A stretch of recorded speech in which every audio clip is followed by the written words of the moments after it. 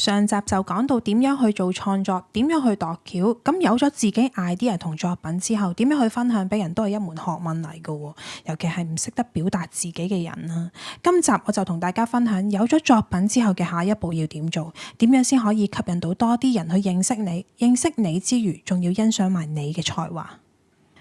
用最低嘅門檻創造無限可能性。大家好，我係舒淇 Mavis， 今日同大家分享創作嘅第二部曲，書名叫做《點子都要秀出來 Show Your Work》，作者 Austin Cleon。Show your work 呢三個英文字好容易明，但係要你去做，你又識唔識呢？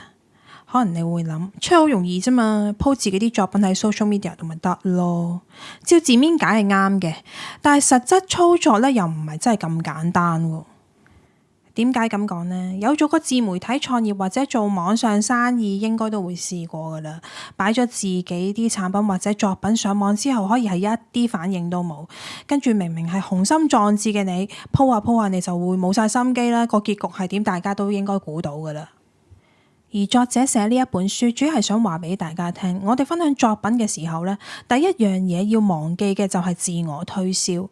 今時今日硬 sell 係唔得嘅，好似啲推銷電話咁，你一聽到佢係嚟 sell 佢自己啲產品嘅時候，你就即刻 cut 線啦。而同一道理，你直接擺你啲產品或者作品喺 social media 度，其實人哋見到第一時間都係即刻碌走嘅，唔會有興趣想睇落去。如果係咁嘅話，咁我哋應該要點做先得呢？作者就教我哋要同人有 connection。咁點樣先可以有 connection 呢？嗱，我俾3秒鐘大家諗下，1、2、3，諗到啊？我開估咯，就係溝通。可能你哋會即刻諗，喂，都要有個人喺我面前同我溝通先得㗎。書裡面有講過一個觀點，而我都幾 buy 嘅，就係若有所得，必先付出。即係咩意思呢？就係如果你想同人有 connection，首先你要主動俾人了解你先。而喺網上世界 social media 就係一個好好嘅平台，俾你哋主動分享一啲內容，等人哋去了解你多啲啦。咁除咗作品或者產品之外啦，有啲咩我哋可以去同人哋分享嘅咧？唔知大家係咪同我一樣？我好中意睇 time lapse 嗰啲製作片嘅，即係咩咧？譬如片頭係一幅完成嘅作品啦，之後就播佢由零去到完成嘅過程係點樣？點解會中意睇咧？首先我好想知道究竟佢係點樣完成呢一個作品啦。第二就係呢啲片我睇嘅時候咧，係會產生咗一種療癒感喺度嘅。咁而當我睇呢一本書嘅時候，先發現啊，原來有好多人都係同我一樣嘅，都好好奇個過程係點嘅。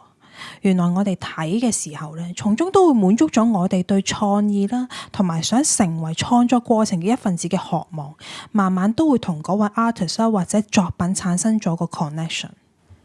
所以我哋可以嘗試分享下個過程俾人哋睇啊，唔一定淨係製作過程嘅，其實創作過程你都可以嘅。譬如你工作室嘅環境啊，你嘅靈感來源喺邊度嚟啊？你用緊咩工具去製作啊？又或者一啲草稿同埋未完成嘅作品，你都可以分享一下，等人哋去多啲了解你嘅諗法，你創作同埋製作呢個作品嘅心路歷程，去產生一啲 connection。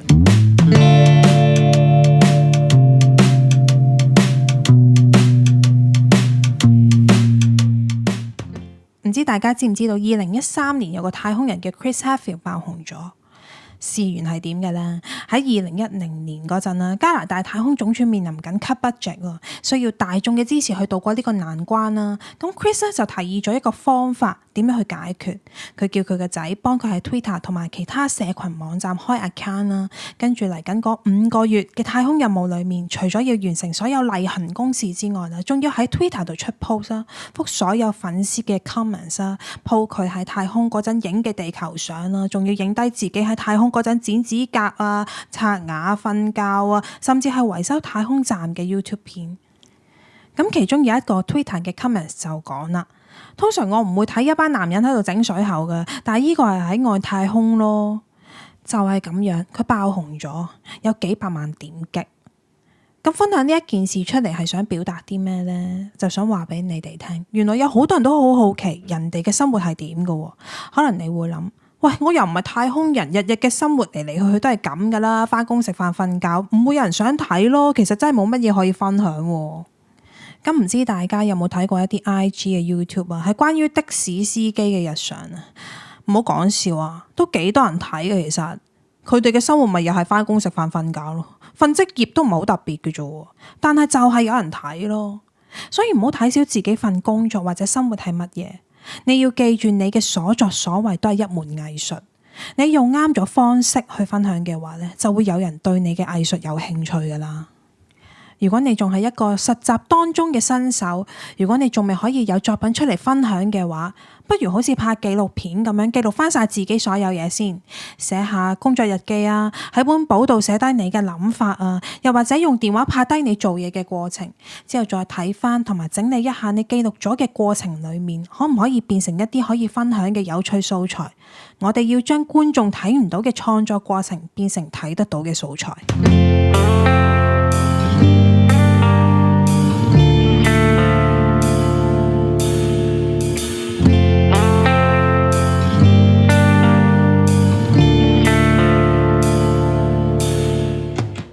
依家同大家玩個小遊戲先，大家一齊眯埋眼，幻想一下，如果你係一個好有錢嘅收藏家，行咗入一間美術館啦，見到牆上面有兩幅好巨型嘅帆布畫，我諗大概每一幅都超過3尺高噶啦，上面都係畫咗同一個海邊日落嘅景色。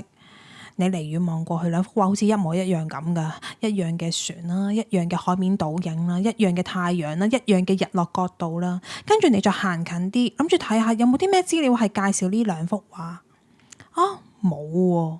咁你就開始好好奇啦，睇咗成粒鐘，比較下兩幅嘅不足，但係你就揾極都揾唔到有啲咩唔同。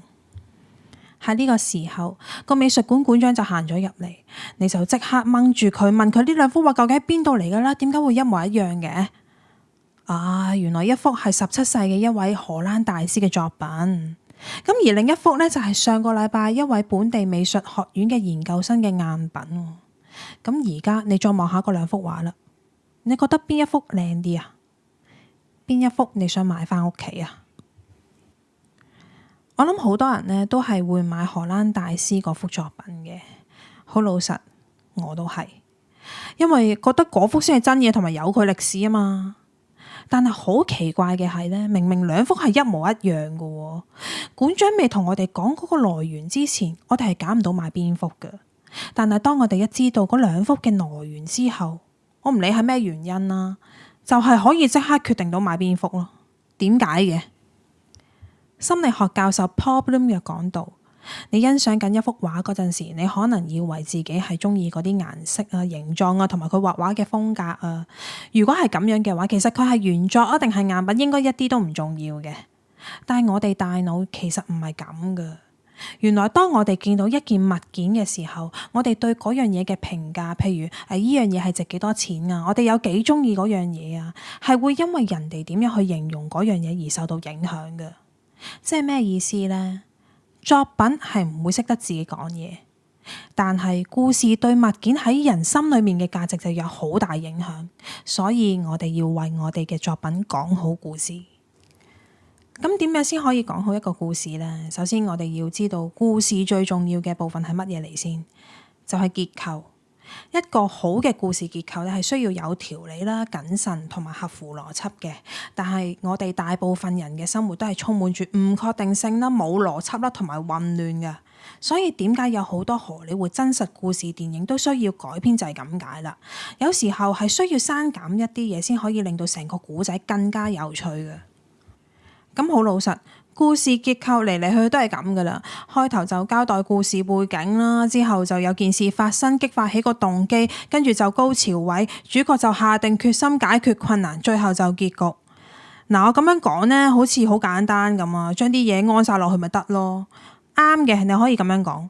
只不過呢，一個點轉去一個點係需要技巧去加啲張力，先可以令到成個故仔更加緊張同埋有趣嘅。所以唔係個個人都可以輕輕鬆鬆講好故事。得一個方法嘅啫，就係睇多啲書，講多啲古仔，練習多啲熟能生巧，冇其他捷徑嘅。